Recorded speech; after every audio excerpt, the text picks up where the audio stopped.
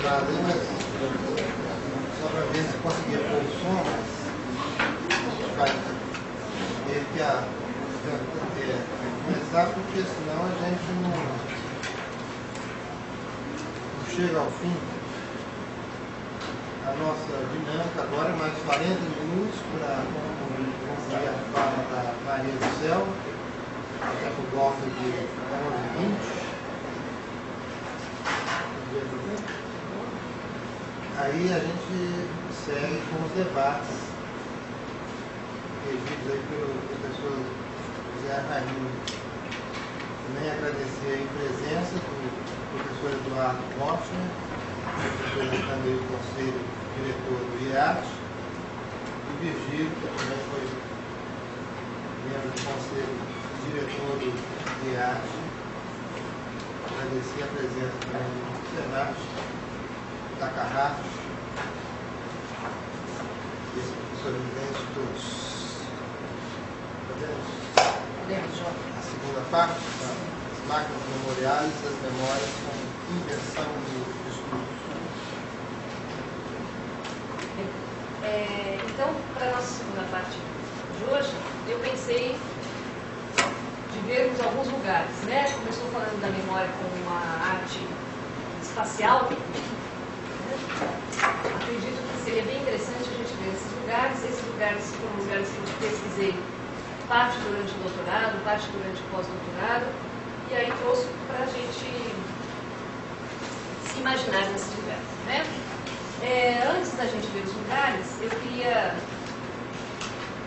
porque você tocou na perspectiva, eu acho muito bacana isso, né? A perspectiva vai ser um agente didatizador muito forte para essa educação da memória, para essa pedagogia do gosto, pedagogia visual que a gente está tratando agora. Né? Nós temos aqui um de diversos tratados de perspectiva, esse é de um holandês do século XVII, essa aqui é a página de rosto, né? Em que esse holandês, essa febre com a perspectiva, ela vai ter inúmeros tratados, né? Ele vai mostrar o quanto é útil a arte da perspectiva para se criar lugares, né? Para se representar lugares. Então, a própria página de rosto já mostra um pedaço, né? Aqui nós temos, então, a aplicação dos elementos da perspectiva para se criar uma área aberta e fechada, né? Ao mesmo tempo, nós temos aqui uma colunada, né? A parte de fora, e os elementos com lugar da perspectiva, que são essa linha do horizonte, o ponto de fuga, né? E as linhas que vão coincidir. Então, com poucos elementos, num plano, eu crio essa ilusão da perspectiva, né?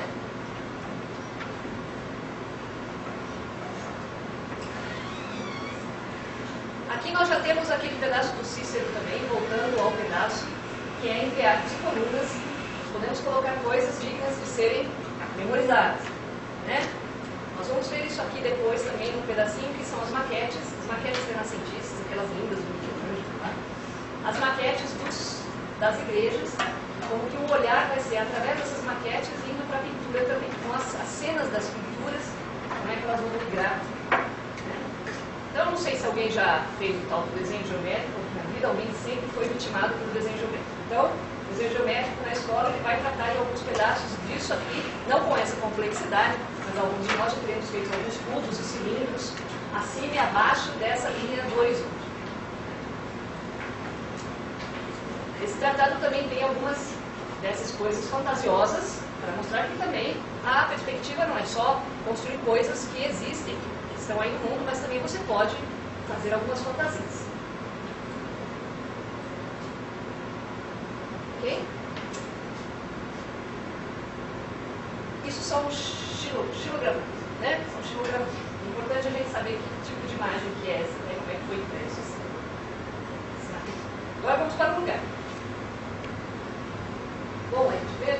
Bom, então, esses lugares que eu vou mostrar para vocês são esses lugares onde eu acredito que essas coisas que foram construídas são os teatros da memória.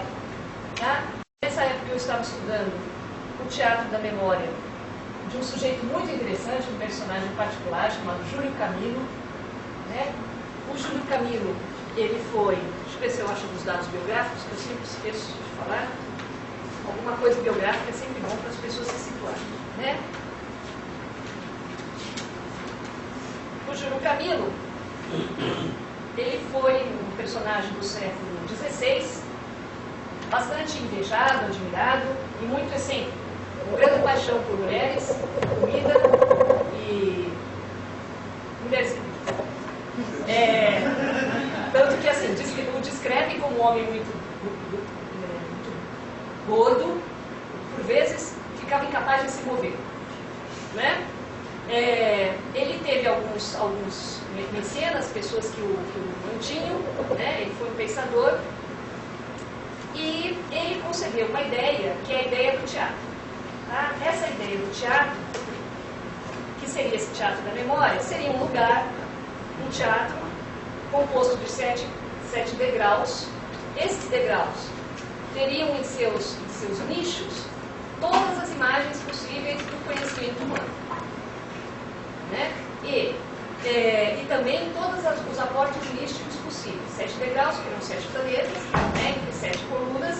Você vai colocando todas essas imagens até chegar no primeiro grau, o grau de Prometeu, onde você teria o conhecimento de todos os idiomas, das línguas, de tudo, todo o conhecimento humano. Essa ideia do teatro, dizem, o mito de origem aqui, que o Júlio Camilo estava muito mal acometido de diversas crises de fígado, estômago, porque comia muito, e ele sentiu que ia morrer, então ele começou a ditar a ideia do teatro. Isso é um mito de origem super bonito, a gente tem no Mozart também, né? Essa ideia de ditar uma coisa. Ele começou a dizer para o secretário como seria feito esse teatro. A ideia do teatro, ela é um tratado, ninguém sabe se ele foi construído. Deve ter havido um modelo em Veneza, de madeira, mas não restou nada desse modelo. Esse Marquês d'Ávalos, nessa região que eu fui fazer o pós-doutorado, inclusive, ele chama o Júlio Camilo para morar lá e pede para fazer um teatro lá. Por quê? Era prometido todo o conhecimento humano, também você conseguir todo o conhecimento e todas as riquezas possíveis, né? Riquezas espirituais, talvez materiais, né? O Francesco I foi um dos primeiros mecenas a contratar o Júlio Camilo para que ele fizesse para ele um teatro da memória, né? Então, é um daqueles mitos maravilhosos. Existiu, ninguém sabe onde é que construiu, se sobrou alguma coisa, tem algum resquício, nós ficamos imaginando um teatro da memória. Meu orientador de doutorado, de pós-doutorado, Milton José de Almeida, traduziu a ideia do teatro, né? Então, tem aí publicado já o Teatro da Memória do Júlio Camilo, que fala um pouquinho disso. Isso que eu vou mostrar para vocês, esses lugares, seriam aproximações do que a gente imagina que poderiam ser essas máquinas memoriais, que seriam os teatros da memória. Esse primeiro que eu vou mostrar para vocês é o Teatro Olímpico na cidade de Vicenza, a cidade do Paládio, né? Que é um teatro olímpico, né? Um teatro olímpico para a gente sabe que nós imaginamos que seria um coliseu, só que esse é pequeno, né? Pequeno teatro. Essa parte de céu que nós estamos vendo originalmente era aberto, né? Esse teatro era aberto. Ele foi construído, ele foi encomendado por certas guildas dos ferreiros, das pessoas que estavam emergindo em Vicenza, né? Para celebrar uma peça que foi construída para que a primeira peça que fosse representada nela seria o Édipo Rei. Certo? Então foi pedido ao Paládio para fazer a estrutura, né? O Paládio fez inclusive o Corseno aqui, né? E aí o Paládio morreu. E então, para terminar o cenário, contratou-se então o Scamozzi, que é esse outro arquiteto, né? Então o que nós estamos vendo aqui nesse lugar é quando nós entramos. Ao entrarmos no Teatro Olímpico, depois de passarmos pela portaria, chegamos a este lugar. Então essa é a primeira cena, quando vocês forem visitar o teatro lá em Vicenza, é o que vocês vão ver. Vocês vão ver o proscênio, tá certo? Com essas janelas, essas janelas cegas, aqui onde estão esses figuras de gesso. Esse proscênio ele é todo de gesso e palha, né?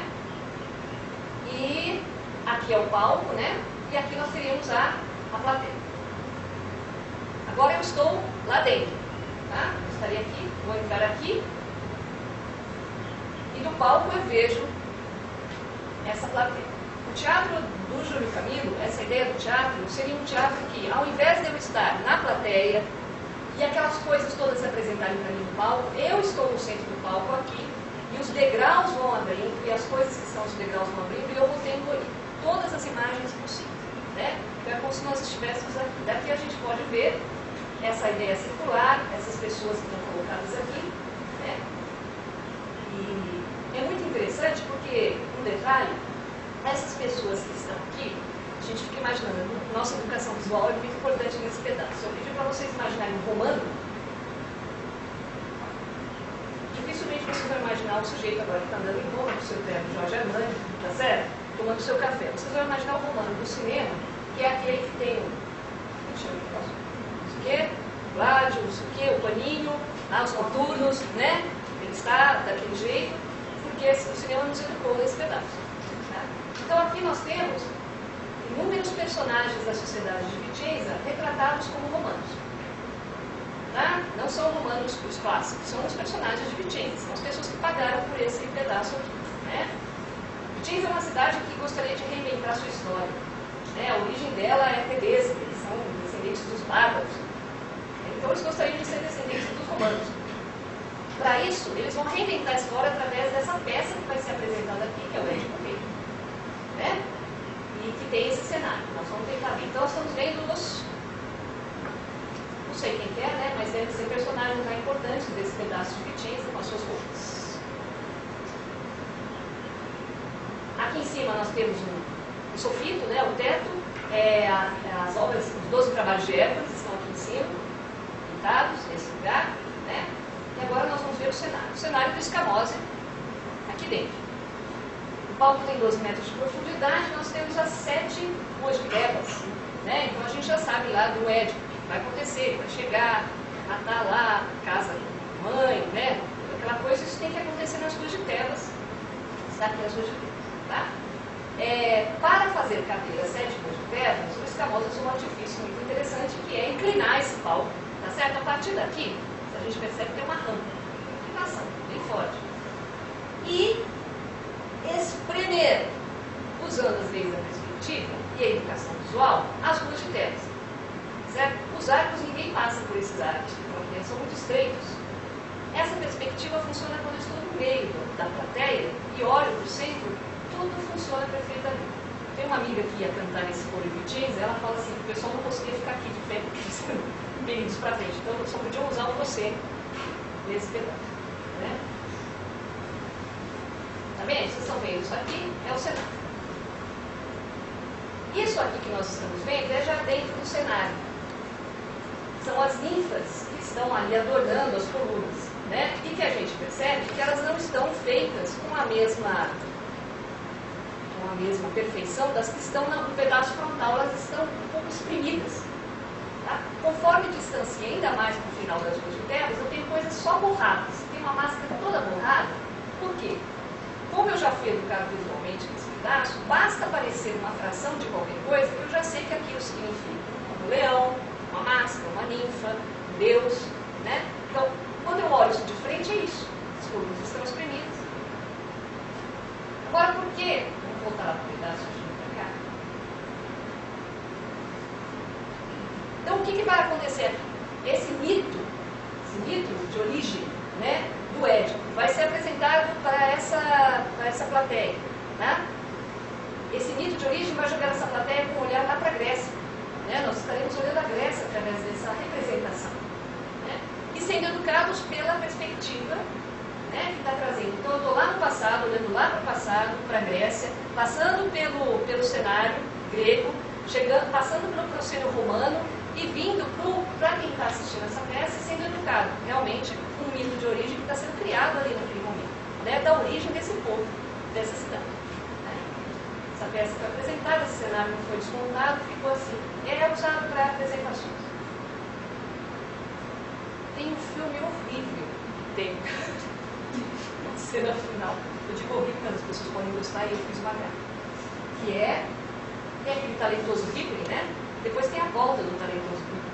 Quando o Ripley, aquele assassino, se metamorfoseando das suas vítimas, ele volta na forma de John Malkovich, que é um ótimo ator que está sempre fazendo o papel dele, mas vestido de várias pessoas, né? Então é a volta do poderoso Ripley, a esposa dele é pianista, ela está tocando nesse lugar. Então a câmera vai passar, quem está achando essas imagens horríveis, veja a cena final, pode passar o DVD todo, chegar no fim. E a câmera mostra esse cenário com essa deformação causada pela perspectiva. Perspectiva que, no caso, aliada a contar uma história que no passado foi buscar lá e didatizou no presente. Agora a gente vai para Pádua, né? Essa cidade aqui, Vêneto, né? Nós estamos vendo Pádua. Esse palácio é o Palácio della Ragione de Pádua. Estamos aqui na praça, né? Esse palácio enorme, esse teto, ele já pegou fogo, foi informado e tal. O que nos interessa não é tanto o que está por fora, se bem que já ouvimos falar desses arcos e colunas, já sabemos o que nos espera, né? Ao ver os arcos e colunas, e a outra coisa que o nosso amigo Cícero fala, para rememorarmos bem as coisas, deveremos retirá-las da luz pública. A luz pública, que é aquela lá, ela faz com que nós tenhamos certa dificuldade para memorizar as coisas que devemos. Então nós retiramos, né? Colocamos então em museus, galerias e outros lugares. Né? Aqui é dentro dessa construção que a gente estava lá do lado de fora. Esse aqui é são afrescos, né? Esses afrescos foram feitos nesse pedaço aqui. São mais antigos, depois foram pintadas coisas por cima. São afrescos relacionados aos meses, aos deuses, ao conhecimento daquele mês, né? E às atribuições e aos trabalhos daqueles meses. Eu vou ler só um pedacinho, porque como ele parece, mas não é, o pedaço do Júlio Camilo, eu vou ler um pedaço do Teatro do Júlio, em que ele descreve, mais ou menos, o que seria quando aparecem essas imagens, para a gente ver a complexidade da associação, né? Deixa eu ver se eu tenho uma imagem de perto. Esse é um inteirinho, né? Também dos afrescos. Os afrescos estão por toda parte. Vou voltar para aquela lá. Então, vamos imaginar que esse segmento, o segmento começa daqui até aqui, é uma atribuição a Saturno. A associação de Saturno com o elemento Terra aparece sob influência do banquete, como a imagem de Cibele, que simboliza a Terra como elemento simples. Cibele, sob a caverna, é a Terra como elemento misto. Cibele, em relação às sandálias de Mercúrio, representa as operações naturais concernentes à Terra. Cibele, sob Prometeu, retrata as artes ligadas à Terra, tais como a geometria, a geografia e a agricultura. A tristeza e o estado de solidão do temperamento saturnino são expressos pela imagem do pardal solitário, evocada pela caverna, Parsifai e pelas sandálias de Mercúrio. As características mentais do temperamento saturnino aparecem no domínio das górgonas, na imagem de Hércules e Anteu, e em sua luta com a Terra pode se elevar às alturas da contemplação. A associação de Saturno ao tempo é expressa no domínio da caverna, pela imagem das cabeças de um lobo, um leão e um cachorro, que simbolizam o passado, o presente e o futuro, que a gente viu. Onde? Arte da memória. Onde é que eu vi essas cabeças? É a prudência, né? A associação desse planeta com a fortuna e a pobreza é expressa pelas imagens de Pandora, nos graus da caverna, Parsifai e nas sandálias de Mercúrio. Vamos ver de perto o fresco?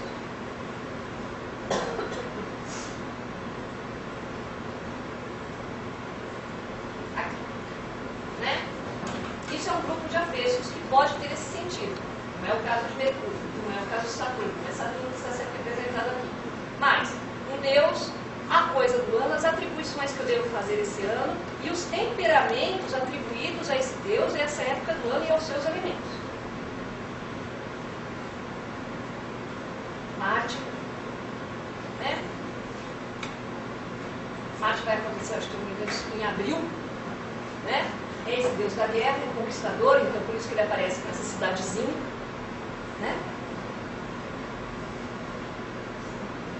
Então aí a gente vai ter até o pedaço astrológico, né? Também aplicado. Isso é curioso, nesse local, nessa espécie de teatro da memória sempre Gauss, a gente tem o pêndulo de Foucault. Eu arranjei uma animaçãozinha, será que dá pra ver? que é o pêndulo de Foucault. Ele vai estar nesse solto, né? Aqui tem a imagem de Foucault, que inventou esse pêndulo, que prova a rotação da Terra. Né? Ela fica nesse movimento, ela fica bem solta, é um peso. Tá? Eu não entendo muito disso, né? Tentei ver alguma coisa da matemática, mas já vi vários desses pêndulos em lugares com teto muito alto, muito amplos. Né? Geralmente catedrais, esse é um palácio laico, né? Mas ele tem esse pêndulo. Né? Então, quem quiser pesquisar mais sobre o pêndulo de Foucault e a ligação com a rotação, eu deixo a pessoa pesquisar. Agora nós vamos para o outro teatro que eu acredito também bem bonito, que é em Siena. Essa é Siena. Duomo. Esse é a praça, né? Casa del Campo. Nós vamos entrar nesse lugar aqui. Tá? Que é esse palácio público, para ver esse afresco. Esse palácio público reunia, nesse pedaço laico, religioso, reunia uma sala que era uma sala de congregação, que é a sala dos 12, que também depois virou a sala dos 9, que eram as pessoas que eram representativas daquele pedaço em Siena, que representavam não só os donos de terras, mas as artes liberais, e eles deliberavam sobre o que ia ser feito naquela cidade. Obviamente, pensando somente em si. Né? Então, onde que eles... Deixa eu ver se eu consigo. Onde que eles se reuniam? Nessa sala. Tá? Nessa sala dos 12, dos 11, onde eles vão deliberar sobre algumas coisas. Essa é um afresco do Lorenzetti, do Ambrogio Lorenzetti, que mostra o bom e o mau governo. Tá? Nós temos uma sala com o bom governo, os efeitos do bom governo na cidade, os efeitos do bom governo no campo. Tá? Então está aqui o bom governo. Os efeitos do bom governo na cidade, os efeitos do bom governo no campo. Do outro lado, o outro afresco. O mau governo, os efeitos do mau governo no campo e na cidade. Então, enquanto essas pessoas deliberavam, elas eram vistas por esse afresco e viam esse afresco. Então, vamos lá ver o bom governo. Lembre-se da iconologia do Cesare Ripa, lembre-se dos emblemas. Bom governo. Está aqui sentado com seu escudo. Certo? Ele é guiado pela magnidade, né?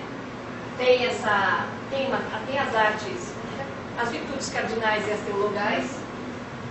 Temos aqui a temperança, a justiça, né? A temperança, às vezes, ela leva uma ampulheta, às vezes ela está com 2 vasos, um vaso tem água fria, outro água quente, ela vai misturar, né? E aqui, como que ele julga? Nessa ideia que ele é uma espécie de Deus, quer dizer, esse governante é uma espécie de Deus, governando com todas essas imagens, né, a temperança, a justiça, a prudência, ele vai fazer a justiça. Então aqui nós temos o povo, né, esses conselheiros. Nós vamos ter as pessoas que vão ser julgadas, nós temos aqui embaixo pessoas sendo julgadas, e o poder militar, e na cabeça da justiça, na roda da justiça, nós temos uma cabeça. Quer dizer, essas alegorias, elas são alegorias morais, né, de cunho admoestatório. Elas aparecem, elas vão dizer, a justiça vai agir justamente, vai inclusive cortar cabeças. Né? Do outro lado aqui, nós temos a paz, lancorosa em sua camisola, né? A paz. Aqui nós temos também a fortaleza, né, com seu escudo, e as pessoas aqui embaixo, e o poder militar, logo acima das pessoas. Essa aqui é uma espécie de justiça, tá? Ela está distribuindo justiça. Então ela distribui coisas boas e ela tem um agente do outro lado que vai cortar cabeças também. Né? Então são 2 agentes da justiça, tá certo? Aqui é uma outra espécie de justiça também que está recolhendo dinheiro, né? As taxas, né? Porque sem as taxas a justiça fica complicada. E aqui os efeitos, na cidade e no campo. Então na cidade o que nós vamos ver? Vamos ver, a cidade está perfeitamente organizada, né? Todas as artes liberais e o comércio funcionam perfeitamente. No campo, as pessoas trabalham com harmonia e paz, porque o bom governo está em ação, né? Essa figura que voa aqui, não sei se eu separei, nós vamos ter um pouquinho mais próximo, ela é uma espécie de um arauto desse bom governo. Essa figura é nua, ela pode ser a clareza ou a verdade ou a justiça, ela tem um paninho no pé, com umas asas, e ela leva uma figura enforcada. Ela tem um bonequinho enforcado e ela tem um dístico que fala, um emblema que fala aqui. Essas sementes do bom governo darão frutos no campo e na cidade, né? Ela está falando coisas boas, mas ela está mostrando quais são as armas do bom governo. Esse é toda a turma do bom governo.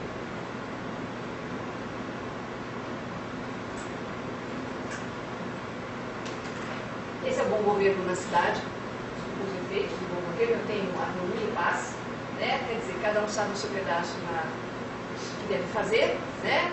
A aristocracia sabe a sua parte, o povo sabe a sua parte. Aquela segurança, é a segurança. Então a segurança, ela mostra, olha, vai ser muito bom tudo, né? O que vai acontecer aqui, mas ela mostra quais são as armas que ela vai usar. Esse afresco é os efeitos do mau governo do campo. Esses afrescos das más coisas, nós vamos ver lá do Giotto, lá na Capela del Scrovegni, toda hora que mostra o inferno e más coisas, são os afrescos mais destruídos. Não sei porquê, eles estão arruinados. Certo? É os que sofrem mais. Né? Então, esse aqui é o mau governo no campo. Você pode ver que o campo está todo seco, né? Muito ruim, os campos estão abandonados, as pessoas estão fugindo, tem bandidos, as casas estão destruídas, foram destruídas por esses bandidos de estrada.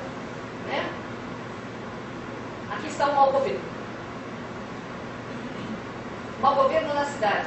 Então a gente vê, as casas estão destruídas, arruinadas, aqui nós temos pessoas mortas, né, mulheres sendo violentadas, né, e o mau governo com a sua carinha, que é uma espécie do diabo, tem os dentes, os chifres, ele é governado pela avareza, o orgulho, a soberba, auxiliado por essa figura estranha aqui, meio bode aqui, meio homem, né, e a coitada da paz ficou amortalhada aqui, pegou pelos olhos dela e amarrou, ela está presa, ela não consegue se mexer.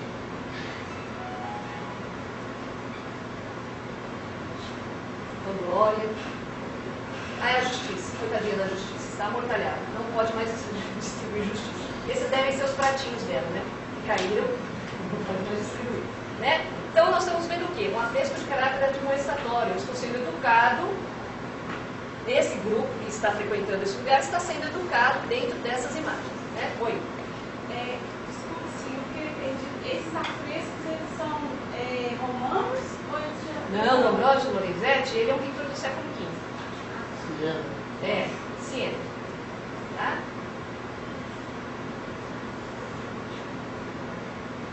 Essa é uma outra pintura que eu queria dar um refresco nesses lugares para a gente imaginar. Esse aqui é o São... Estou pensando em italiano, São Jerônimo. É o São Jerônimo do seu gabinete, né? Onde ele está lá traduzindo a Bíblia, fazendo a tradução. É uma pintura que mostra exatamente isso. Então ele está fazendo essa tradução entre arcos e colunas, certo? Nós podemos ver que ele está criando um mito bíblico. Bérgamo, outra cidade da Itália, certo? Vou mostrar só um pouquinho de Bérgamo, porque ele tem a ver com os estudiosos, que eu quero falar um pouquinho mais, que são máquinas da memória privadas. Né? Esse é o coro dessa igreja em Bérgamo, tá? Onde está esse trabalho? Isso aqui é uma das artes perdidas, chama-se machetaria. Né? A machetaria é a arte de você criar imagens com madeiras de tonalidades diferentes. Né? Você é cortada aquela madeira muito fininha, uma leve fatia, ela é pintada ou já é natural daquela madeira, e com isso você cria imagens. Né? E aqui nós temos, do Lorenzo Lotto, esses emblemas, que são muito diferentes daqueles outros que a gente viu lá no Alciato, porque eles são emblemas ligados num pedaço alquímico, e ele está falando isso já misturado. Então esse anjo, essas espécie de anjo, né? Que pisa nos 2 pratos e diz, conhece-te a ti mesmo. Né? Então ele é um outro tipo de emblema que está ligado nisso, vai ficar nesse coro em Bérgamo. Tá? Então, aqui a gente já vê algumas coisas que estão acontecendo desses emblemas quando eles se começam a se mover para um outro pedaço, que é o pedaço que você falou na tua fala, que é aquele pedaço que está destituído de lugar. Né? Se o coitadinho do Manesoso fosse escrever um projeto do CNPq para conseguir a produtividade, ele ia mandar lá para o teatro, o pessoal do teatro ia mandar ele para a arquitetura, depois ia mandar para a educação, e depois de 5, 6 anos pedindo bolsa, ele ia desistir. Então, olha que tem mais desse pedaço, são todos em marcenaria, que nós temos uma espécie de, pode ser o Hermes Trismegisto, a gente não sabe, né? Moisés de Leão também, ou Deus. Nós temos uma criação aqui, os animais, mas nós já temos a cidade, nós temos essa carta celeste. Isso eu trabalhei com os alunos da minha disciplina de mestrado, quando eu atribuo uma máquina memorialis às cartas celestes. Né? As cartas celestes, elas são máquinas de memória, porque dificilmente você consegue atribuir localização para uma estrela, a não ser que ela entre num conjunto de ação, que é aquela coisa que a gente não enxerga de jeito nenhum, né? Havia não sei quem derramando um vaso de água, não adianta, pode contar, porque isso é uma imagem agente forte, não é o que as estrelas estão fazendo no céu. E esse é o meu pedaço que eu gosto muito, também, que é, para mim, uma das máquinas memoriais mais fortes, que é a Capela degli Scrovegni em Padova, recentemente restaurada, super bonita, que o Giotto pintou, né? Ele teve uma encomenda, a encomenda partiu desse jovem aqui, deixa eu mostrar, tá certo? Esse Enrico Scrovegni, né? Aqui ele está oferecendo uma maquete, ele está sendo figurado no afresco, oferecendo uma maquete com esse frade agostiniano, a Nossa Senhora e essas beatas, é a maquete da capela, né? Porque tem uma lenda padovana que é muito engraçado, que é o tio dele, um conhecido miserável avarento usurário, que tinha uma grande fortuna, mas que, contra a lei de Pádua, ele pediu para ser enterrado com a chave do cofre costurada na mão. Né? Eu trancasse tudo no cofre dele, pegasse a chave, costurasse na mão do cadáver, e ele fosse com a chave do céu. Aí o Dante coloca ele no inferno, tá certo? Colocou ele lá no inferno, dos avarentos, né? E o Scrovegni jovem, não querendo ter o mesmo fim, encomenda então com parte do dinheiro da família essa capela. Eu digo parte porque tudo que nós vamos ver aqui que é mármore, não é, né? Isso aqui deveria ser mármore, etc e tal, esses fileiros de mármore, ele pede para o Giotto pintar, né? Vamos gastar, mas não muito, tá? Então é tudo pintado, a falsa pedra. É uma capela em honra a Nossa Senhora, em que ele vai contar a vida de Cristo.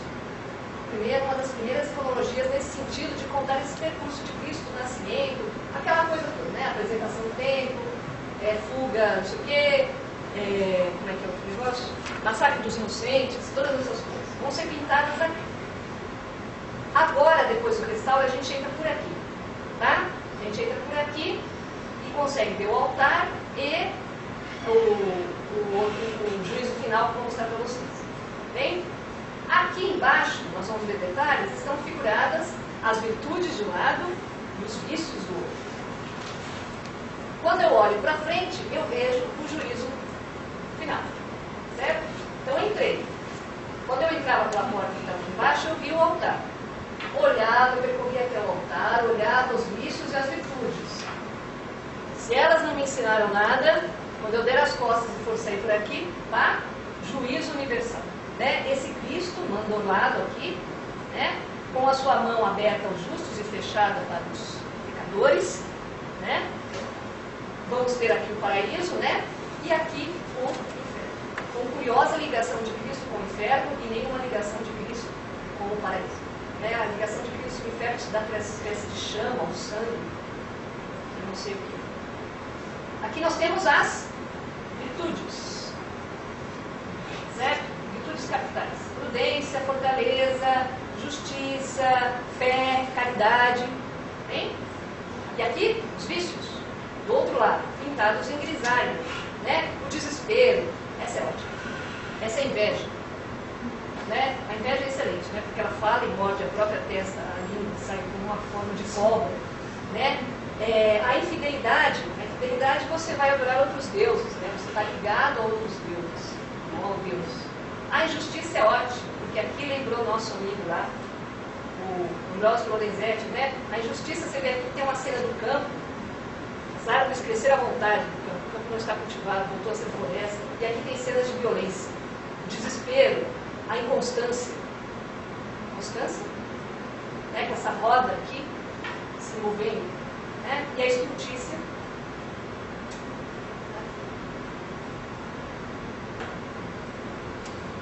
Bom, então o que nós temos aqui? Eu vejo todas as imagens da vida de Jesus, eu vejo todas as virtudes dos vícios, em não aprendendo nada com isso, finalmente a imagem do juízo vai me advertir, né? Sobre a finalidade da existência. Aqui nós temos a justiça de perto, veja como está tudo em ordem, né? É o lugar que vai estar. Essas graças estão em ação, pode ser a caridade, pode ser, são graças, né? Aqui nós temos uma ordem do campo e finalmente a injustiça. A injustiça olha de lado, tá certo? A justiça é muito interessante isso. A justiça ela olha, né? E a injustiça olha para o que interessa a ele, certo? O injusto está sempre buscando um nicho para ele se aproveitar. Temos a caridade, a infidelidade mais de pertinho, a inconstância, o desespero. O desespero se enfoca, né? E imediatamente a sua alma é presa por demônios que estavam ali esperando, que desesperados se enfocar. Agora eu queria mostrar para vocês, parar um pouquinho com isso, porque isso são lugares, né? Aqui são lugares também. São lugares memoriais que a gente vai ver, são máquinas de memória. Aqui está o pedaço da pesquisa em que eu queria me adentrar um pouquinho mais nisso, mas é claro, não tive tempo, que é quando as maquetes que são apresentadas para o Papa dessas grandes construções, elas têm esse tamanho menor, elas são grandes, e eu posso olhar pelas janelas, elas abrem, né? Então elas recebem essa luz e que cria ambientes dentro dessas maquetes muito semelhantes aos ambientes de algumas pinturas. Vocês estão vendo essas maquetes que são apresentadas, essas igrejas que vão ser construídas, elas têm umas dobradiças e elas abrem. Quando elas abrem, eu vejo assim por dentro. A gente já sabe que para eu criar uma memória de qualquer coisa que seja, eu preciso de arcos e colunas, está fora da luz pública, né, de acordo com Cícero. Eu posso imaginar uma cena aqui, não posso? O que eu posso imaginar aqui? O assassinato de César por Brutus. Não posso? Põe aqui os romanos. Também posso imaginar a expulsão dos vendilhões do templo. Põe um Cristo irado com um chicote e um monte de pessoas com galinhas fugindo. Certo? Posso imaginar o que eu quiser. Aqui já é uma pintura que eu pensei que pode ter sido um pedaço ligado a essas maquetes, que é do Tintoretto, é uma anunciação, né? Em que ele corta a parede do quarto de Nossa Senhora, está cortada, né? Nós vemos aqui o anjo da anunciação, né? A Nossa Senhora, numa das 7 posições que ela tem que ter, de acordo com os tratados de pintura, entre elas surpresa, resignação, humildade, susto, né? Terror. São 7 posições que ela pode assumir. Ela está numa delas aqui, o anjo anuncia, né? Aqui está o Espírito Santo, aqui está o José longe, né? Segurando aqui uma madeirinha. Os anjos entram todos. Agora é uma licença minha que eu fico olhando e pensando assim, como é que esses anjinhos parecem um monte de espermatozoides, todos, está falando, né? Mas como que eu posso criar pensar que está tudo ligado, esse pedaço das maquetes, o pedaço das pinturas, a ideia da perspectiva, para se criar uma visualidade do que eu tenho que memorizar. Aqui é uma pintura mostrando o Michelangelo apresentando ao Papa uma maquete. É só para a gente imaginar, para a gente ter a ideia do tamanho das maquetes que eu estou falando para vocês. Essa é uma foto de uma dessas maquetes abertas, para que a gente possa ver como é que é dentro, né? Assemelha-se bastante com o nosso teatro em Vicenza, né? As 7 ruas de Tebas, que nós vimos. Deixa eu só passar esse pedaço. Esse outro pedaço eu não vou me alongar, porque aí muita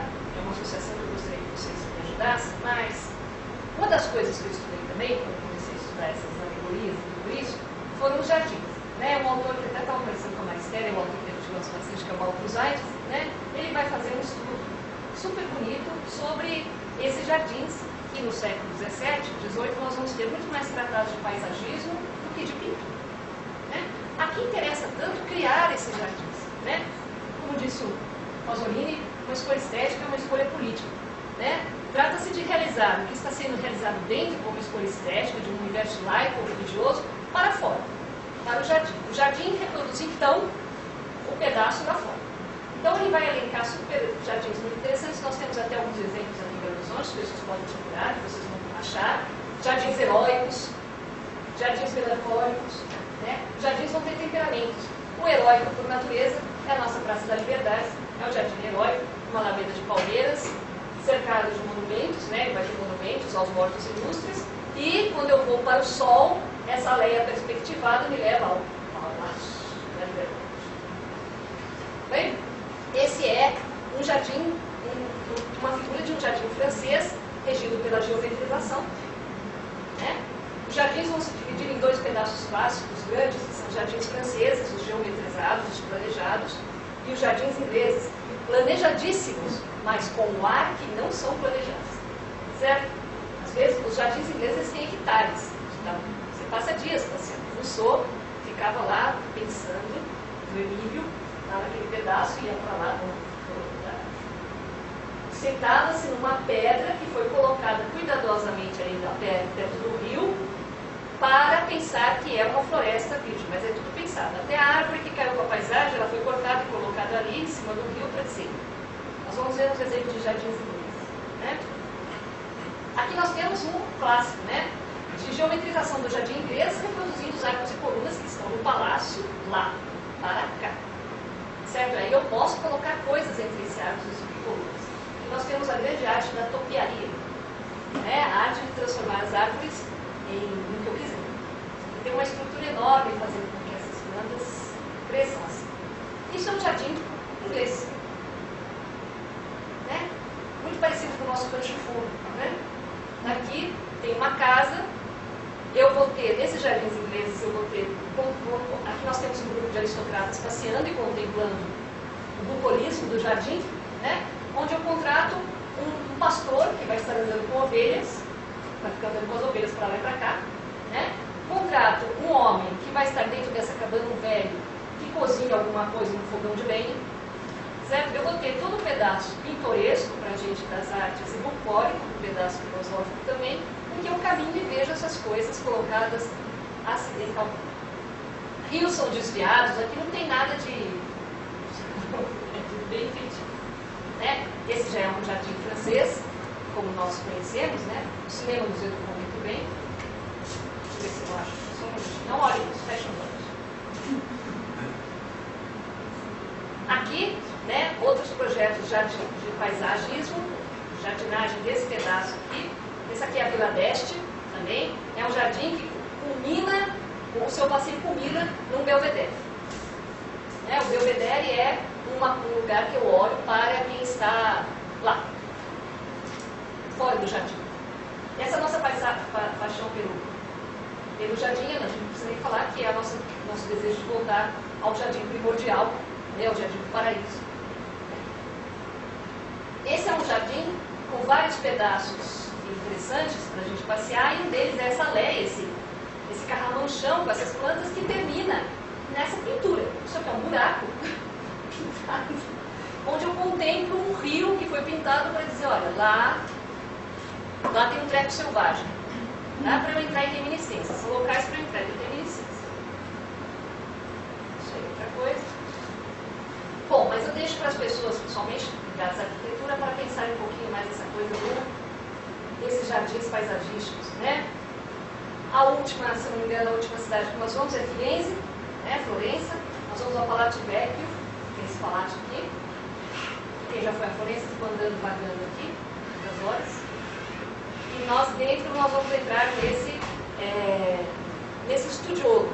O studiolo vai ser uma máquina memorial privada, né, de uso só da pessoa que contratou aqueles estudiosos, aquelas pessoas, aqueles pintores para fazerem isso para elas. Né? Esse studiolo é um dos melhores, mais bem conservados. Nós temos aqui essas portas, que seriam portas como armários. armários que, girando atrás delas, existiriam coisas relacionadas com as coisas que são pintadas aqui. Então, vamos ver o que está pintado. Né? Nós temos nós vimos lá a Daphne, nós temos essas ninfas que pediram aos deuses uma transformação e se transformam em árvores. Né? Elas estão pintadas num pedaço lá. Ela pode ser atribuída a ela transformações alquímicas. Então eu posso ter dentro desse armário coisas relacionadas a essas transformações, as madeiras, os metais, as águas. Então, ou são representações desses objetos, ou são os objetos em si. Esse Francesco. Né? Aqui nós temos uma espécie de uma fortuna, que pode ser o sol também. Cada uma dessas portas abriria para os conteúdos e uma delas abriria para um lugar mais privado. A Isabella d'Este, ela vai fazer um estudiolo lá em Ferrara. Não, Mantova. Ela vai fazer um estudiolo para ela em Mantova e ela vai contratar o Andrea Mantegna para as pinturas. Né? As pinturas não estão no estudiolo, estão no Louvre.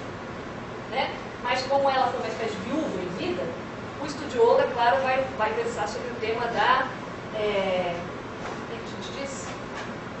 Da intelectualidade, da pureza de ideias e de você não ceder aos propósitos de outros.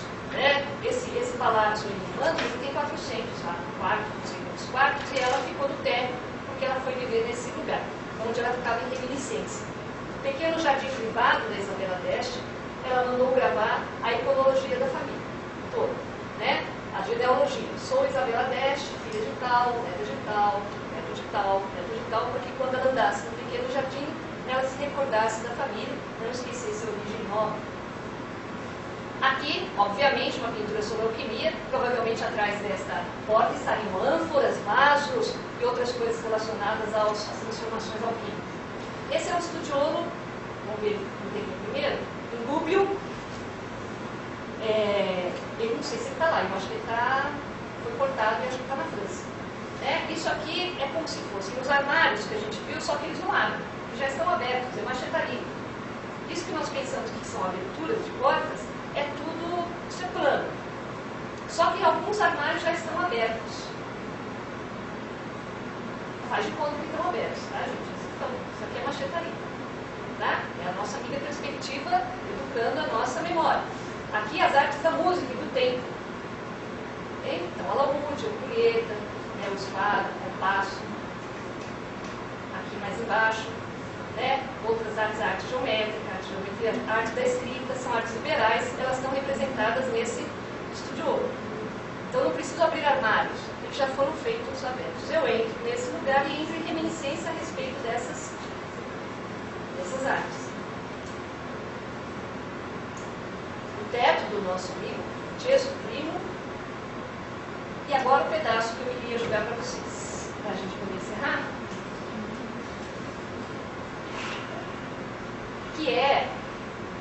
Quer dizer, essas coisas todas elas vão para esses pedaços, mas elas são muito fortes com uma educação política, uma educação visual política. No caso aqui, eu estou mostrando para vocês uma maquete nazista, que são essas maquetes do Spiro, que vão ser filmadas, etc. e tal, que são as maquetes espetaculares da Berlim do Terceiro Reich, né? Que está ligado a tudo isso que a gente estudou, né? As alegorias, a iconologia, os emblemas, ligado à perspectiva, tá? Porque o projeto estético político do nazismo é o que eu falo para os meus alunos das artes, é um dos mais completos que já aconteceu na humanidade. Né? É claro que associado a ele nós vamos ter o cinema, nós temos a Lene Riefenstahl, que vai fazer os filmes, a Olímpia, né? E vai ter umas Olimpíadas. Esse é um fotograma da Olímpia, né? Ela vai colocar esse pessoal lá na Sibéria, bem gelado e ermo, e aí ela vai recontar o mito de origem das Olimpíadas através desse olhar nazista. Né? Ela faz esse cenário, essa coluna, né? Essa criatura mitológica pega o fogo no campo dos deuses para levar para os homens. E quando ela funde, ela vai fundir, na hora que tem essa fusão, vai aparecer um perfil da Vênus de Milo. Tá? Todas as fusões dela estão ligadas com essa paixão do classicismo.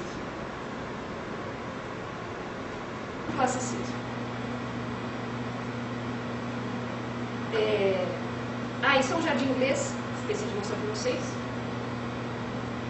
Esse é um jardim inglês. Eu sempre pensei, minha avó sempre fez jardins ingleses, porque ela plantava tudo junto, que ela foi fazendo assim, né? E é muito bonito quando você vê as pessoas plantando coisas, latinhas, elas sabem de quem ganhou cada muda, né? São jardins da reminiscência mesmo, plantando por aqui. Um jardim francês e um jardim alemão. Para a gente pensar. Né? Como a perspectiva ela vai aqui, só quem vê a totalidade do fato histórico do projeto estético nazista é quem está aqui. Quem está aqui só vê um pedaço. Só quem vê tudo é quem está no ponto de convergência dessas linhas. Bom, isso aqui, só esse pedaço, só queria lembrar de um pedacinho para a gente encerrar. Uma coisa interessante. Eu não trouxe para vocês verem, mas é um tratado português, até hoje fiz a tradução da página, que é a arte da memória desse tratadista português, e que o último capítulo ele vai reservar para como que a gente esquece. Certo? Porque lembrar, né, até uma hora que eu preciso esquecer. Então o último capítulo dele é como esquecer tudo que aprendemos até então. É um tratado do século XVII, né, e que ele vai falar. Bom, existem várias formas de esquecermos tudo. Então, imaginemos, pois, que tudo que nós aprendemos até agora está no local entre arcos e colunas e vamos cobrir tudo com panos pretos. Certo? É a primeira imagem que ele pede. Então, apagou a luz, né? Cobrimos com panos pretos. A outra imagem, que é muito próxima dessa de Simônides, é: imaginem então que cai um terremoto e cobre tudo de pedras. E ele fala, e aqui acaba a arte da memória. Tá? Então ele volta para o mito de origem, que é uma maneira de nós esquecermos, é cobrirmos tudo de pedras. Então, se essa palestra não for de agrado, as pessoas podem utilizar a arte da esquecimento também. Só lembrar uma coisa sobre a curiosidade, que é uma coisa muito interessante ligada a essas outras palavras, imaginação, invenção, né? A noção de curiositas, que de acordo com esse Giovanni Cassiano, que é um sujeito que eu estudo também, ele vai chamar de fornicação mental. Segundo essa manualística medieval, tá? Esse Giovanni Cassiano define curiosidade como lascívia mental. Fornicácio, ou seja, um inútil, estéril e inconstante desperdício de energia. Segundo Cassiano, a mente deve ter um escopo, uma meta para um dia. E assim ele explica. E de fato, não apenas a nossa mente chamou um versículo de algum salmo, insensivelmente a mente é atraída por outro texto das Escrituras. Daí apenas começou a meditar sobre este e surge uma lembrança de um outro texto precedente. Assim, 3 são os meios que fazem estável a mente dissipada. Vagamente estável em felicidade. A vigília, a meditação e a oração. Então, para nós que às vezes estamos lá com nossas pesquisas, estamos pensando que já sistematizamos tudo, lembramos de uma bibliografia, mas aquela citação, fornicácio, né? Já sabe que você pode, né, estar ali fornicando mentalmente. Então faça como Santo Agostinho, afaste com a mão do Espírito, certo? Essas lembranças, para você fazer a sua pesquisa. Então, acho que é isso, senão a gente vai se demorar muito, o assunto é vasto. E eu queria agradecer, e ao mesmo tempo pedindo desculpas.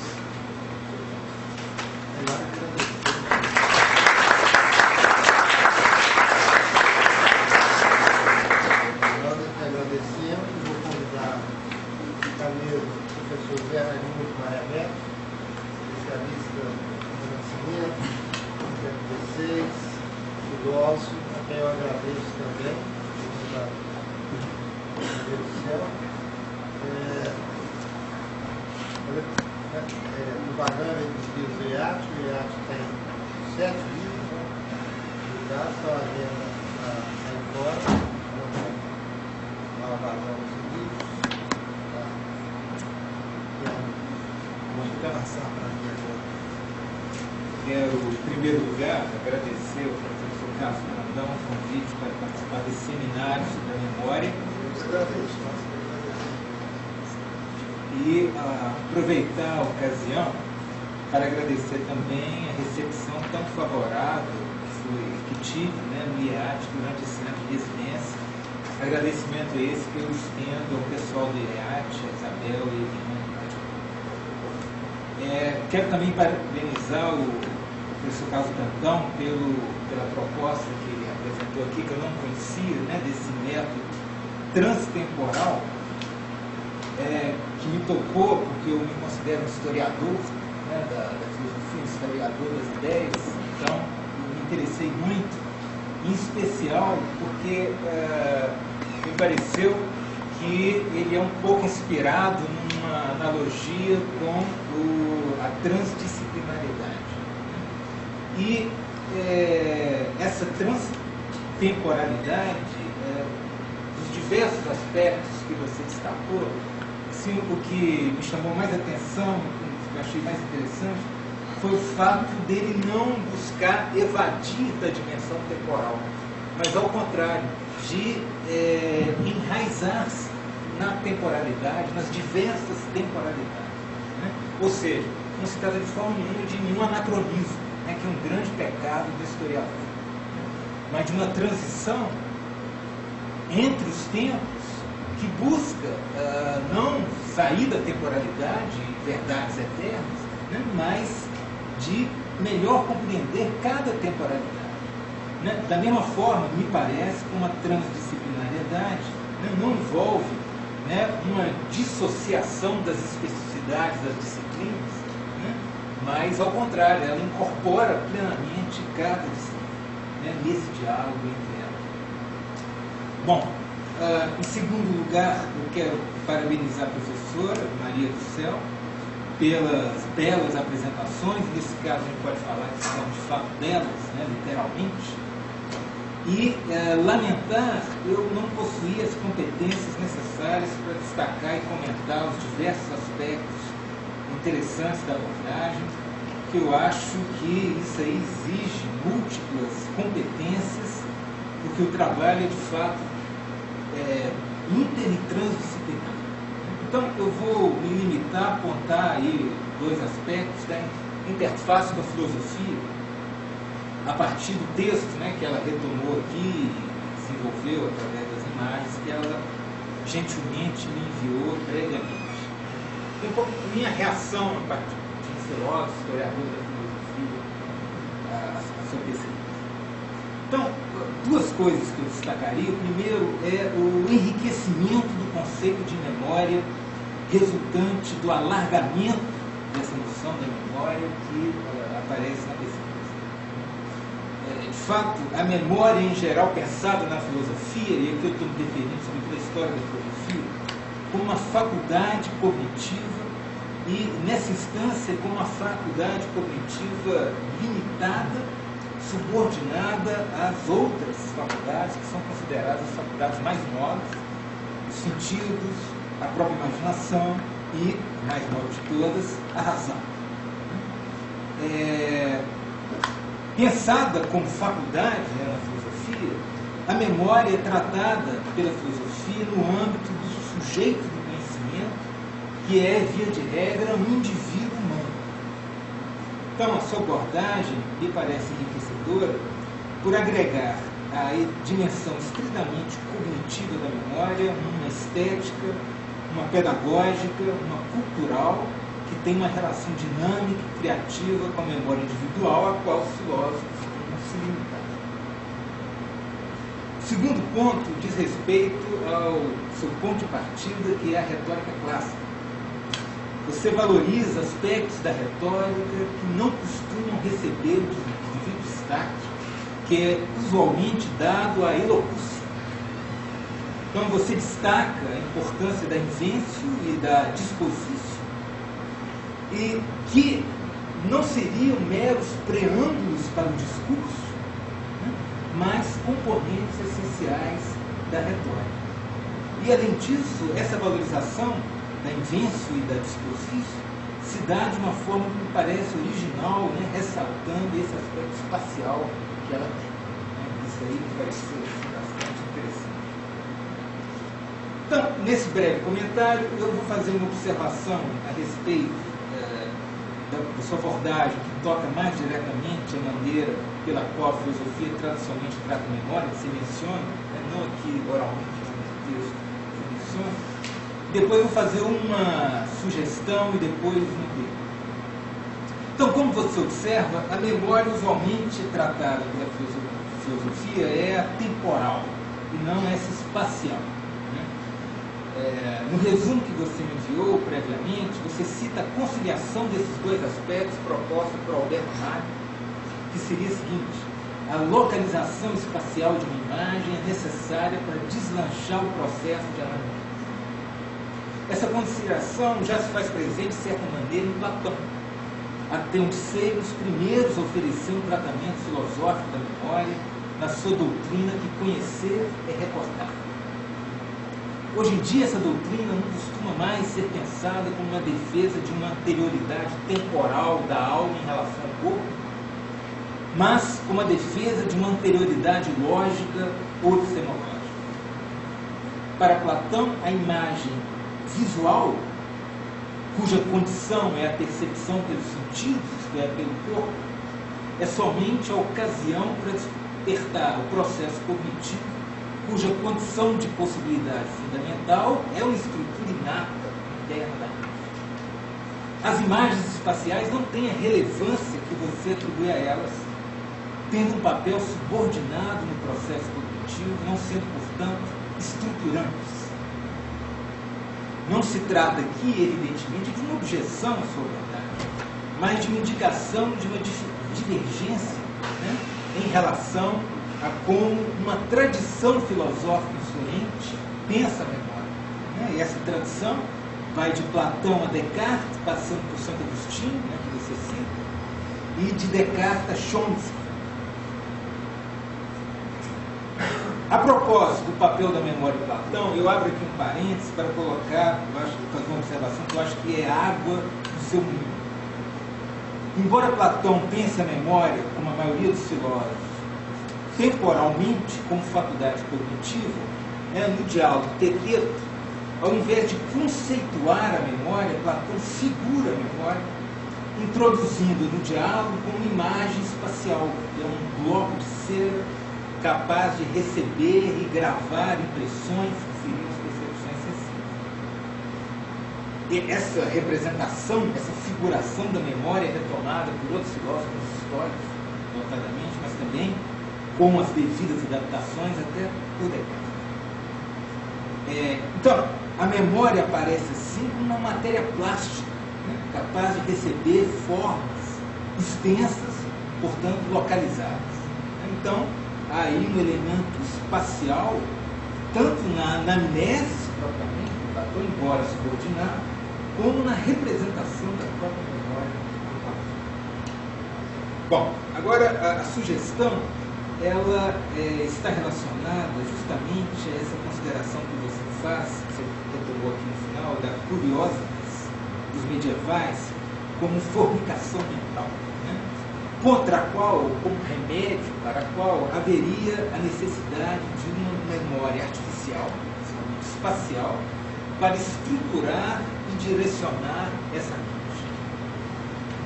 Penso que talvez fosse interessante levar em consideração em algum momento da sua pesquisa,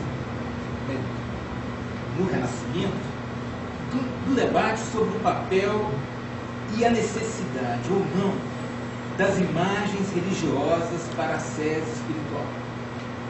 Debate que foi ocasionado pela reforma. Como lá os reformadores denunciavam toda imagística religiosa como formas de idolatria, pois toda representação material de Deus é necessariamente maléfica. Por outro lado, os católicos romanos defendiam a necessidade antropológica de tais imagens. Os homens não são anjos, logo é necessária uma mediação material, mesmo na sede ou na cognição das coisas mais espirituais. Bom, agora a questão, seriam duas questões, na verdade, uma espécie de um exercício. Eu não sabia disso até a palestra aqui do Cacá, da transtemporalidade que foi proposto, que é pensar um pouco como essas questões que você trabalhe, sobretudo no Renascimento, né, podem ser pensadas no contexto de hoje. E aí há uma coisa um pouco assim, chocante que eu gostaria que você comentasse, que quando você sai do Renascimento, que é essa época de arte, de florescimento belíssimo, né, e vem para a contemporaneidade para discutir máquina memorial, pedagogia visual, é sobretudo o nazismo que aparece. Então, pensando aí nessa transtemporalidade dos contextos do Renascimento de hoje, quer dizer, a pergunta é, será que isso aí é a pedagogia visual hoje, ela está ligada a um regime político totalitário? Como é que podemos, que adaptações teríamos que fazer nesse modelo que parece tão rico, né, criativo, como você coloca, no caso do Renascimento, para o mundo? Então, essa aí seria basicamente a questão. E uma outra também seria, segundo também esse exercício de temporalidade, de transtemporalidade, perdão, é pensar máquinas memoriais hoje. Porque é inevitável, no contexto de hoje, você não pensar no computador, né, como uma inteligência artificial, como uma memória, né, artificial hoje. Quer dizer, como ligar essas coisas, né, dessas diferentes máquinas artificiais, e como pensar na memória natural, como fica a memória natural face a diferentes memórias artificiais da época do Renascimento.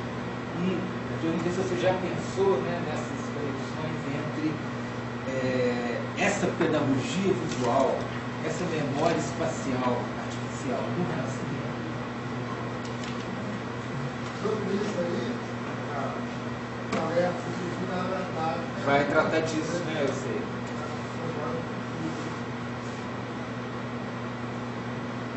Você quer falar alguma coisa ou a gente já passa o debate? Bom, eu descobri que a gente só pesquisa o que faz falta pra gente. Como a memória faz muita falta, aí eu resolvi pesquisar. Esse treco que você está falando, isso quer dizer, foi uma escolha política desaguar esse imaginário todo do pedaço nazista, né? Mas como eu sou artista plástica e todo esse pedaço das artes, o nazismo vai vir para mim como esse pedaço do imaginário para mim. Como que essas imagens do nazismo, elas vão configurar grande parte desse pedaço que o Hitler admirava, do Renascimento, do classicismo,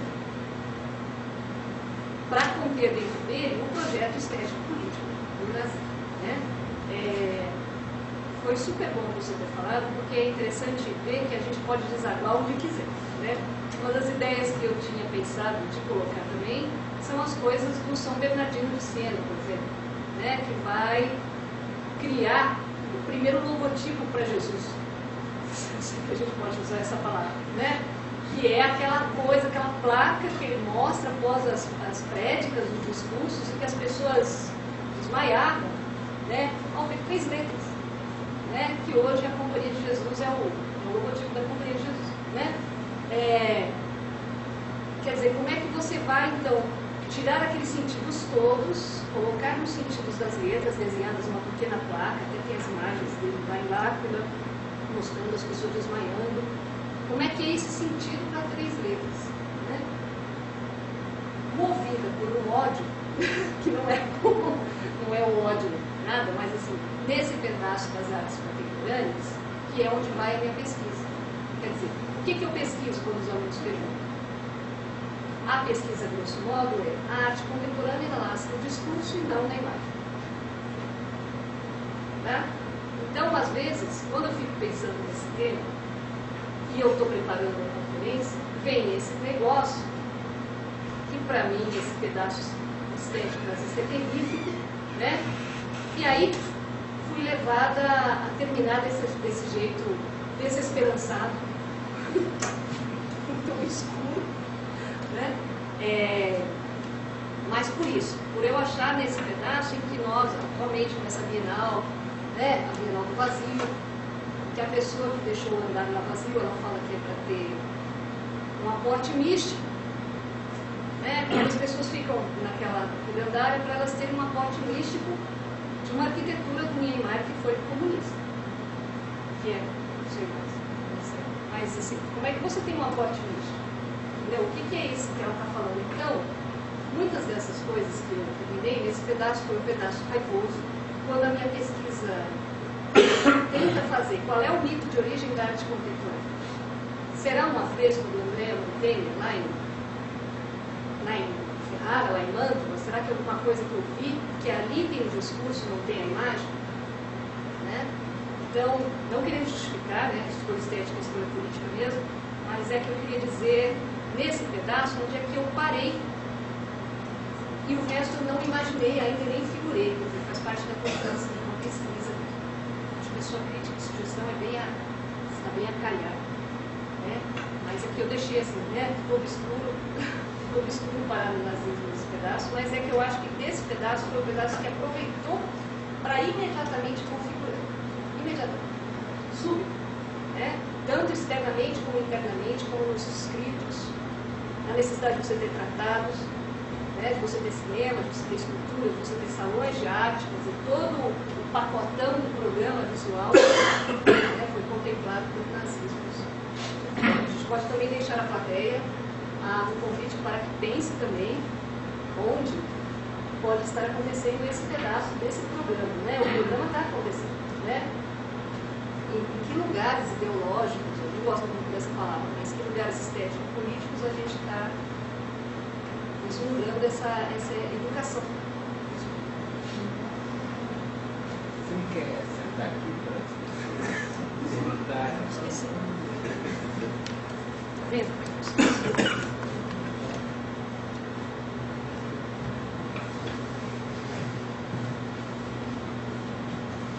Então, vamos abrir o debate.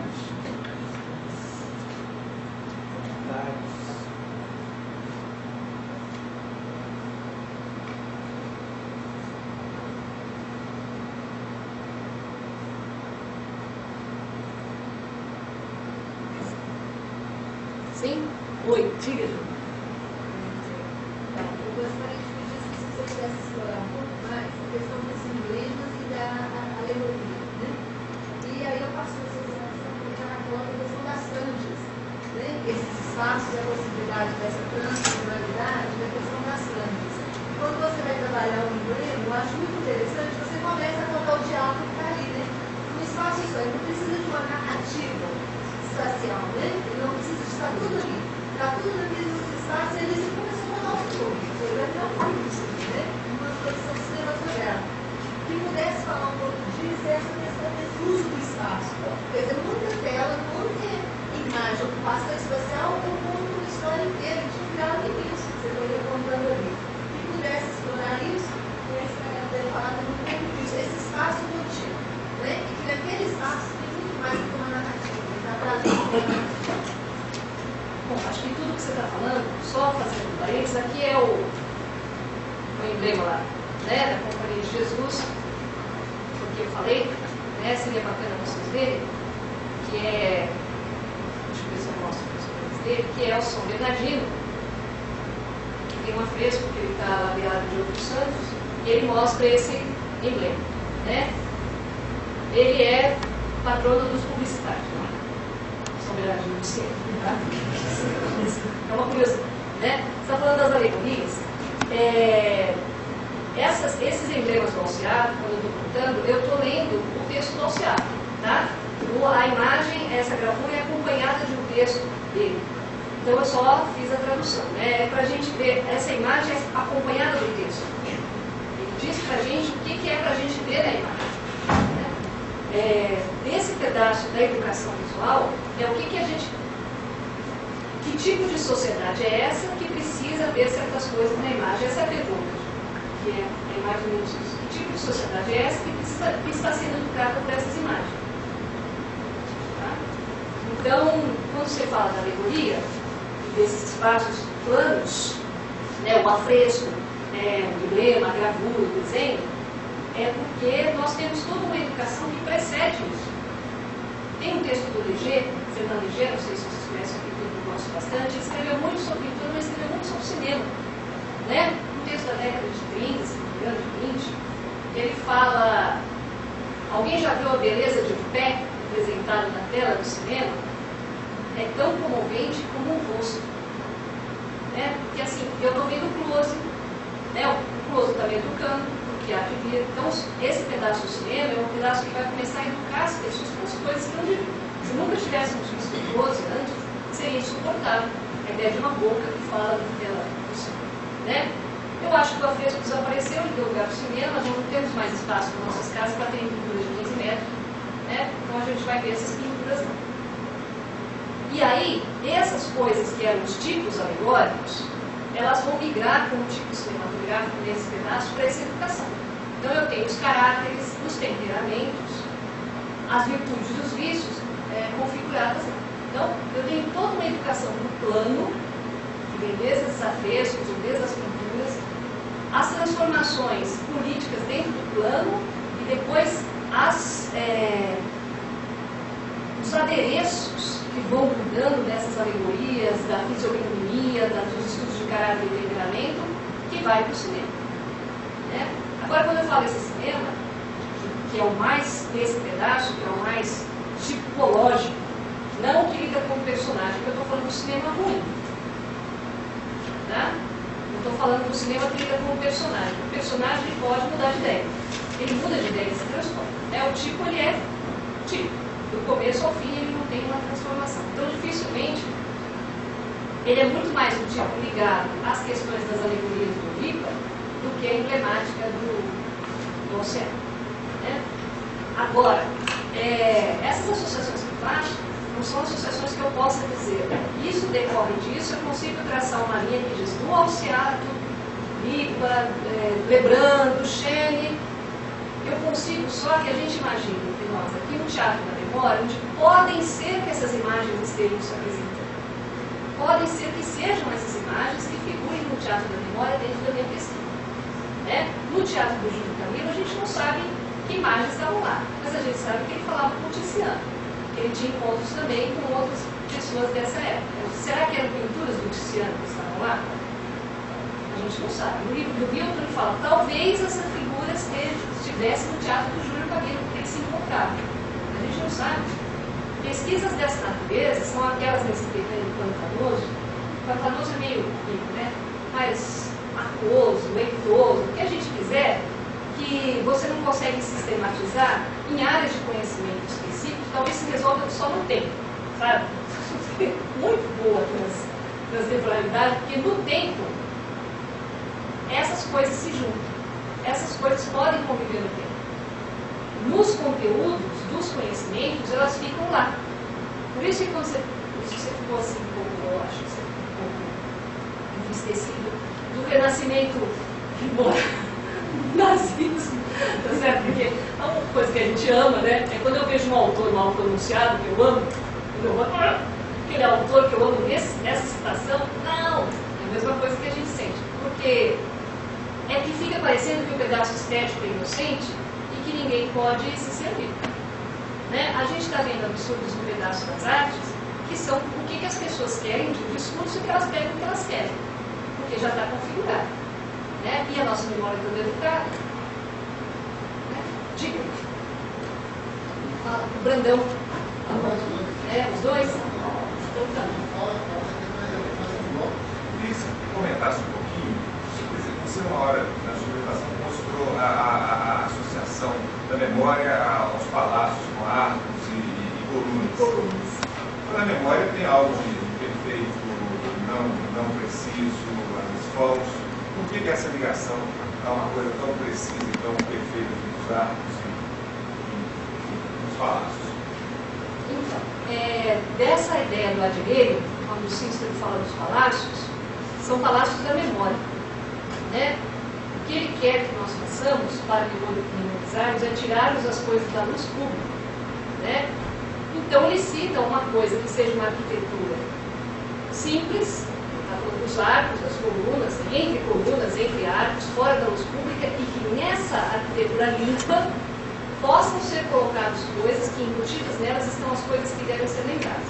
Então não é um palácio fantástico, né? Ele até fala que não é um palácio fantástico, não é um palácio cheio de mosaicos, ladrilhos, não é nada fantástico, são coisas limpas, muito parecido com a nossa sala, onde eu vou colocar em certos locais coisas que eu preciso memorizar, né? O percurso que se dá nesse palácio é um percurso mental. Se ele estiver muito adornado, ele vai prejudicar a memorização, né? O Mateolite, que é esse jesuíta que eu falei para você, ele vai fazer palácios com vários andares.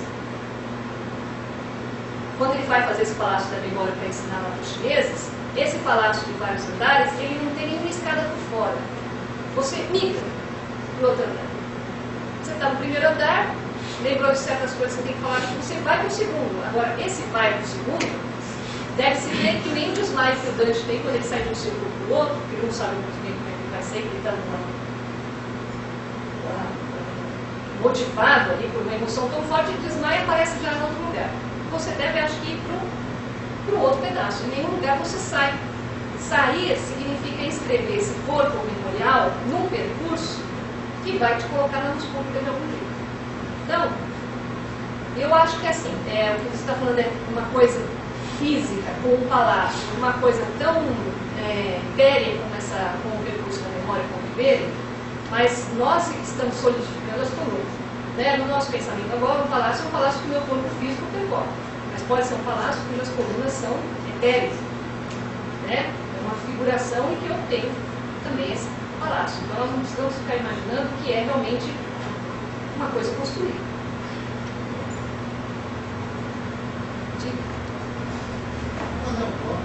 Tá. Eu só queria, vivia lá na mesma época, nos caminhos da igreja, no Ramal. Ramal, esse cartódromo. Veio inaugurado no mosteiro lá em Urano, e acho que ele faz os primeiros mapas mundos, né? Ele faz esse mapa sem sair do mosteiro, ele faz esse mapa, acho que no relato do que as pessoas iam contando. E insere a cartografia, talvez como algo que registra a memória dos viajantes. Então, eu queria saber se nessa sua pesquisa, que foi centrada na cultura, se a ideia do mapa como sendo uma cartografia da memória dos viajantes, dos mundos, um mapa como um relato da memória, se você trabalhou isso um pouco. Na verdade, eu tenho até aqui. Uma cartografia, um mapa cartográfico.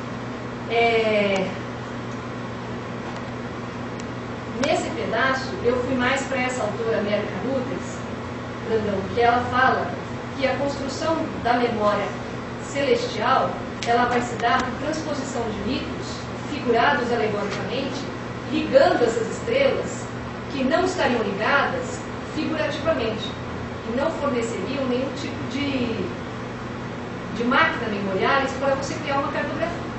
Né? Nesse pedaço que você está falando no canal, é até curioso, porque o Haroldo está aqui, que é o meu bolsista de iniciação científica, ele é apaixonado pelo canal, mora com as mãos para Veneza, para ele ficar lá doente, né? Mas não fiz essa ligação ainda. Nesse pedaço que eu só toquei da cartografia, eu joguei essa carta celeste com uma máquina memoriais, porque o fato visual que é atribuído aos agrupamentos de estrelas, ele não existe, a não ser nesse pedaço alegórico que facilitaria uma memorização da localização. Então, é a memória localizacional que eu estou pensando nesse pedaço. Então, não fiz ainda dessa ideia nas viagens do trabalho. Diga. Oi.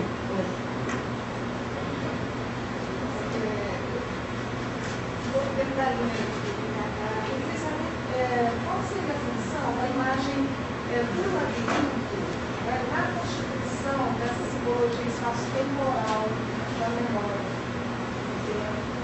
Então, nesse pedaço, porque assim, tem uma série de léxicos desse pedaço, né, que são os léxicos, que é assim, dicionários das atribuições, as figuras que aparecem nas colunas, as figuras geométricas que aparecem nos jardins, ou nos pisos, nos mosaicos, né? depende da atribuição. Né? Essas coisas ficam migrando muito. Eu, quando estudava Dante Alighieri, a primeira coisa que eu li lá, né, fiquei apaixonada, falei assim, mas ele é um inventor, inventou a língua italiana, inventou um monte de coisa. Na verdade, depois a gente começa a se aproximar do objeto de pesquisa, e aí descobri que ele é um belo colador que vai colando a mitologia egípcia, grega, romana, um monte de outros sentidos, e vai dando essa colagem. Então, nesse pedaço do labirinto, tem desde essas concepções clássicas que a gente pode ter volta ao conhecimento, né, que você vai aprofundando. A gente pode ir para o Borges também, né, pensar que você tem um labirinto que o Minotauro é que está te narrando a história, né, no áudio. Então, depende da atribuição. Não dá para a gente fazer, a não sei que a gente faça um léxico de todos os surgimentos desses labirintos, dessas imagens, em todos esses aspectos, em que época eles surgiram e sob que égide eles estavam sendo colocados naquele pedaço. Então, quando eu analiso essas imagens, eu sempre tenho que buscar o cenário de onde elas foram criadas. Né? Quando você cita alguém, você não cita, né, aquele livro do Harold Bloom é super bonito, da angústia da influência, que ele fala, você citando alguém, você cita o cenário onde ele foi criado, né? Ele fica lá em volta de você, quem diz que você manda embora? Quem você citou vai ficar um tempão à sua volta, né? Com o cenário. Fica difícil a gente escrever citações, às vezes, sem o cenário. Então, eu não consigo te responder esse pedaço, porque vai depender do que a gente está, onde que a gente está vendo esse labirinto, né? Eu só queria deixar essa imagem também para você um pouquinho, que é um portal, né? Certo? A gente está vendo um portal. Esse portal é o portal do avistamento. Ele foi concebido para aqueles, lembra os 500 anos de descobrimento? Teve no Brasil aquele negócio de... Teve um relógio, lembra? Um relógio da Rede Globo, marcando quantos minutos faltam para o dia do descobrimento, os 500 anos. E aí fazem aquela caravela, lembra? Caravela que afundou, né? Aí tira os índios lá do meio ambiente, né? Pega os índios do meio ambiente para a cidade, leva os índios para Paris, igualzinho a Feira Universal em Paris, né? E esse foi um projeto, um portal de avistamento que ia ser construído em alto mar, quer dizer, que os pilotos lá no fundo do mar, ele ia surgir metros acima da superfície do mar e enquadrar o Monte Pascoal. Esse pontinho que a gente está vendo bem ali é o Monte Pascoal, no horizonte, certo? Ora, a fundação do descobrimento é uma perninha da Fundação Roberto Marinho, né? Por que a Fundação Roberto Marinho precisa dizer que o homem do Renascimento precisa ver a coisa através do enquadramento? Né? É como se eu estivesse criando uma moldura lá no passado para dizer, sem o enquadramento de qualquer coisa que seja computador, seja vídeo, eu não conheço. Eu não sei se esse treco foi feito, esse é o projeto, tá? Para dizer que o homem do Renascimento também conheceu através do enquadramento. Né? Isso é só para brincar um pouco, porque a gente está brincando muito com esse treco localizacional e dizendo, eu tenho que ter uma imagem, a gente que vai ser localizacional, e às vezes esse pequeno ponto no horizonte do homem do Renascimento, que ansiava tanto, um pequeno calombinho na linha do horizonte para dizer aqui, né? Haveria necessidade de dizer através da cultura. Então, só desse pedaço, assim, como é que essas coisas migram, conforme também aquela palavra que eu não gosto, as ideologias. Eu não entendi algumas coisas. Por que você usou a palavra máquina, se ao longo da palestra você não deu nenhuma justificativa dessa expressão? Né? Por que usar essa expressão se a estrutura desse conceito não aparece ao longo da toda a análise? Essa expressão... Deixa eu só completar uma coisa aqui. Tenho uma dúvida com isso. Eu tenho uma dúvida também se não há uma oposição radical entre o que você, o seu campo de pesquisa, e a ideia de transtemporalidade. Porque se há uma ideia que zomba da ideia de memória, é a ideia de que o tempo é relativo. Então, nós não podemos, ao mesmo tempo, conservar a ideia de transtemporalidade, né? É como se a gente pudesse passar uma linha sobre a diferença dos tempos. Eu não sei se as duas ideias, né, se elas jogam. E eu também tenho dúvida, só dúvida de compreensão. Essa expressão memória, quando a gente tem um documento medieval, por exemplo, né? O que é documento necessário? Um afresco. As pessoas não leem. É a Bíblia de pedra, nós conhecemos. Né? Então, o que é exatamente memória? Está se referindo à faculdade das pessoas? Está se referindo ao fato da cultura deixar documentos que preservem um tempo passado? Eu não entendo direitinho o que você quer dizer com memória. Posso falar alguma coisa? Bom, as máquinas, a máquina memoriais que eu estou aplicando hoje com vocês, ela não é uma atribuição minha, não é uma expressão minha, e sim dessa autora, a Mérica Luthers, que ela vai denominar de máquinas até mesmo os tratados e os discursos dos anos 400 até 1200. Né? Máquinas, para ela, vão ser essas coisas que, funcionando com auxílio de imagens, com auxílio do texto, da linguagem, elas vão educar uma memória. Né? Então, ela atribui esse nome máquina a essas coisas que funcionam. Nesse pedaço, eu joguei máquina para esses lugares que eu conheço, que são lugares que você entra e, acessando a sua reminiscência, entrando em reminiscência, sendo educado pelas imagens, do que você já sabe daquelas imagens, o que aquelas imagens têm também dos seus conteúdos, né, dentro das suas apresentações, você é educado naquele momento. Então, por isso que eu elenquei nesse ponto hoje, lugares que estão construídos, não propriamente os tratados, porque os tratados são colocados hoje, né, mas os locais onde essa memória acontece, onde você pode entrar em reminiscência ou quem viveu naquele passado foi educado com essas imagens. Né? Quando você fala da linha do tempo e dos documentos, essa é uma polêmica, porque é mais uma provocação. A gente está nesse pedaço muito que assim, a memória é alguma coisa, né? A memória é fotografia. Né? E há muitos colegas meus que lançam até publicações de pesquisas, então, memória do IAT. Memória do IAT. Certo? Como é que o grandão vai fazer a memória do IAT? Se for fazer um tratado. Certo? Se ele for resolver escrever a memória do IAT. Daqui a alguns anos ele vai fazer. Então, o que vai constar nesse livro, a memória do IAT? Fotos da primeira conferência, primeira série do IAT, os primeiros conferencistas, talvez algumas imagens dos conferencistas, talvez depoimentos, né? Só que se a gente pega um pedaço do lado, memória não é fotografia. Fotografia não configura memória, tá? Porque ela foi tirada no momento por uma pessoa de um certo ponto de vista e aquilo acaba parecendo que é uma memória de um coletivo e todo mundo, quando acessar aquilo, vai lembrar. Né? Eu vou a muitas exposições de colegas, por exemplo, memória da Faculdade de Educação lá da Unicamp, a gente estava falando, né? Já vimos exposições essas, a primeira aula magna, a primeira não sei o quê. Isso não é a memória, são fotografias. Né? Quando você fala de documento de memória, a nossa sociedade oral e documental, ela vai ter esses documentos que são como se fossem essas máquinas que vão acessar um pedaço para dizer aconteceu isso, está documentado. Né? Então, eu quero dizer assim que documento não é só o tratado, mas é também o afresco é um documento. Né? As sociedades, os países se matam para restaurar isso. Né? E fazem seus projetos lá de incentivo, qualquer coisa que seja, para manter o jeito que o negócio era. Né? Mesmo que isso resulte numa outra educação visual a partir do momento que ele for restaurado.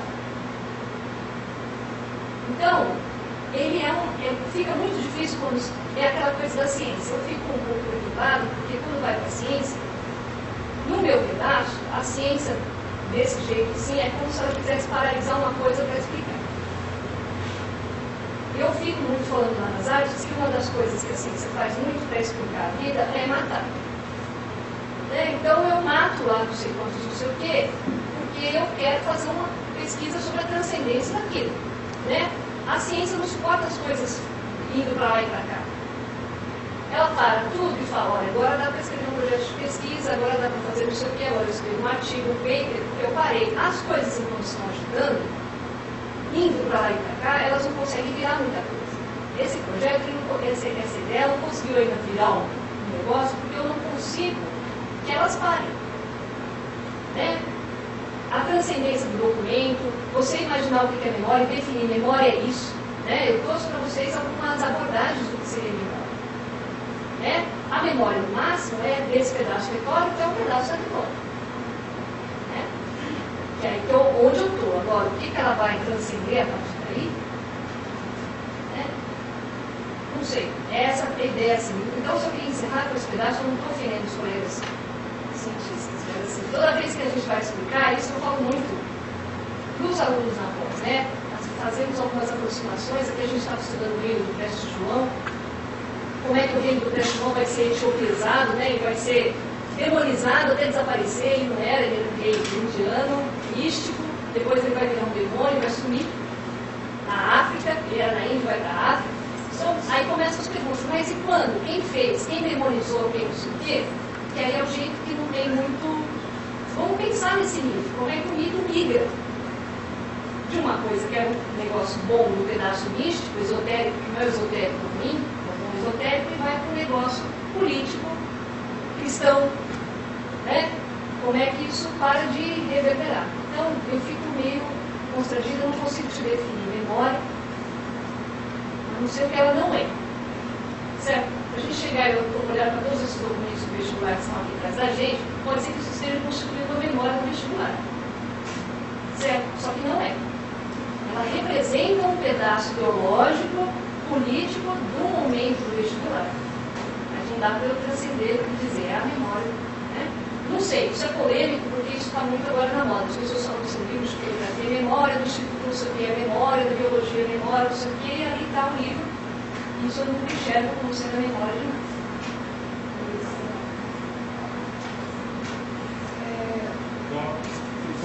Se alguém tiver mais uma impressão, além dela, vou mandar aqui para a gente encerrar depois. Com relação a essa ideia de memória como inventário, como artigo, teatro da memória, mesmo o teatro da memória de Chico, lembrando que a palavra teatro, na época, também tinha um sentido de continuação, de coleção, de compêndios, né?